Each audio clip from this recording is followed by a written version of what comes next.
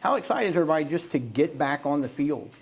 It's an overwhelming buzz across the campus and with the alumni and things of that nature. And even in the community, been stopped multiple times. And hey, we're going to have football again this next year, and people that I've never met. So it's exciting to be back and exciting to get football rolling again.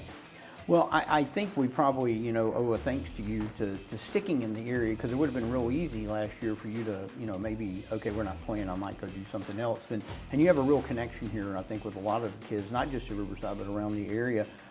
Was that a difficult choice or not really? No, it wasn't a difficult choice. At the end of the day, there was opportunities there within the community. A lot of the coaches reached out, so obviously we must be doing something right here at Riverside. But this is where my heart was, and I always follow my heart when it comes to coaching and teaching and anything else. And so, the person that brought me here, Coach Pleasant, who's now our new head basketball coach as well, we had long talks, and we want to stick this thing out and see this thing through, because it's what's right. We want to do what's right. So. Well, based on what we talked about back during the spring, you had some big numbers for Riverside and able to do a spring, which is kind of difficult here sometimes. You don't really know who's coming back. What do you know here now as you're getting ready to get all the kids back on August 4th? So what have you heard about the big group that came in the spring? What do you know as far as who might be coming back, and who are some guys that we can that we can expect to talk about? Sure. I think we had a great showing in the spring. We didn't have an overabundance of time to prepare, against the veteran program at Chesapeake. But we saw some really, really good things throughout the game. Kids competing, fighting their butt off, and then finishing strong. So a couple bright spots for us would be Justin Hornick, 9th grade athlete, can play multiple positions for us. Max Vogelbacher, kid that came in from Raven Gap, plays corner, receiver, safety for us. Tamio Tule made a huge splash in the game. He was a former Riverside cadet as an 8th grader, was a soccer player, bulked up to 265. It's just a freak of nature at D tackle and the O-line. Rodney Robinson is our only returner from the year that we had off. He stuck it out, so he's playing corner and receiver for us. We got quite a few other kids. Booker Frazier at offensive tackle. And then there's a few others. Kennedy Good Games in the slot. I think he could juke some people in the phone booth if needed. So, and there's a few other young kids that really we're excited. We're going to be a young group, but we're going to be ready to play. There's a phrase I hadn't heard a while, juke a guy in the phone booth. That's pretty good. I like that.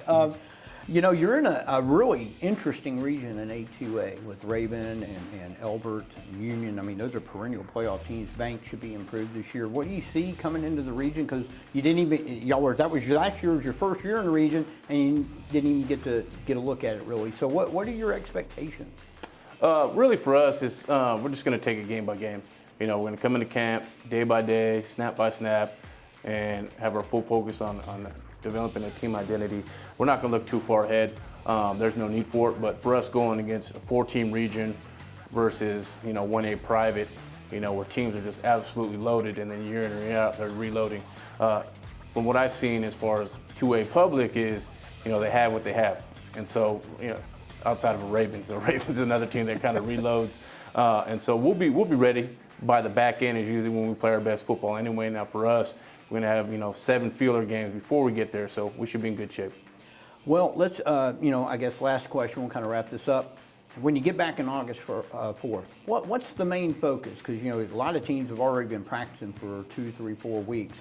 So how difficult is it to get ready? You only got like a couple of weeks before the season starts. What's the main focus when everybody gets back on campus? Just generating a team identity and culture. That's what we focus on before anything else. And then after that, we start concentrating on fundamentals, and then we'll get into some team concept stuff. So I think sometimes people put the cart before the horse. Hey, here's our 3,000 plays. We're going to get through 3,000 plays. Well, I need to know who I'm dealing with. They need to know who they're dealing with. So we're going to build those relationships early on and then go from there. All right. Well, Coach, it's great to see you back in the fold here this year and getting a chance for you and your kids to get a chance to get out on the field and play again. And, good luck, and we'll be keeping up with you. I appreciate your time. Thanks for coming down.